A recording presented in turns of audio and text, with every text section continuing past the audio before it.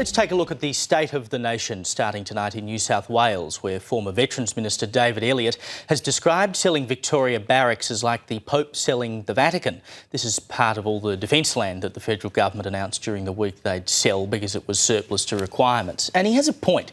It's nearly 200 years old. It's heritage listed. It ought to be left as a monument to our defence forces. I'm sure there's plenty of other unused land that can be flogged off, but our military history ought to be left alone. In Queensland, a woman and her wife were sacked by a pub company for leaving rubber ducks around the place to rile up her manager. Emma Donato was working at the Cleveland Sands Hotel in Brisbane last year when she started placing the rubber ducks around the pub, including one on top of a pentagram, which is a satanic symbol, with a note that read, "Ducks engaged in summoning ritual to summon more ducks." Now, she was planning to bring in a big rubber duck the next day to prove the summoning ritual had worked.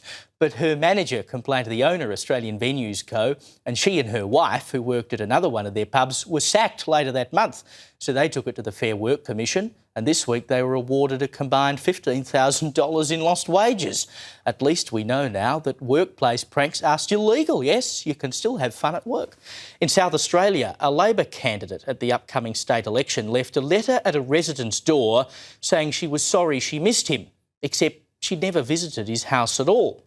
Door knocking is, of course, a common campaign practice. And this bloke in the seat of Hartley thought that Labor's Jen Roberts had come to say hello when he opened the note. And it read, "I was door knocking in your neighbourhood today, but didn't catch you when I stopped by. I'm sorry I missed you." Except he checked his security cameras and blow me down. Ms Roberts was never there. It was just two campaign volunteers. Now, I get that you can't be everywhere at once, but it's a little tricky leaving notes saying that you were in places that you never were. No wonder politicians don't want laws about truth in political advertising. And how can you trust them when they say they're in places that they're not? In the Northern Territory, the opposition and three-quarters of the crossbench have walked out of Parliament after being blocked from asking questions about the appointment of the new Territory Administrator, David Connolly, who's the equivalent of a state governor. They've been trying to kick up a stink because he's previously made jokes on social media about welcomes to country, suggested he was looking forward to watching beach volleyball because they wear bikinis, and he's shared a meme calling the Prime Minister an arsehole. Honestly, just get over it.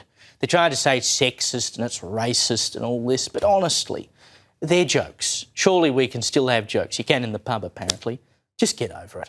In Tasmania, the problem-plagued fleet of new Spirit of Tasmania ferries will apparently be in action by October. Now, you might remember that they haven't been able to use these new ferries for years because the state government hadn't built a dock big enough to accommodate them. So one's been sitting in Geelong at a cost of nearly $900 grand a month to the taxpayer, and another has been floating off Scotland. I mean, you'd think this stuff would be pretty straightforward, but I guess we shouldn't be surprised when governments mess up stuff like this. The amazing thing is that we keep trusting them to be left in charge.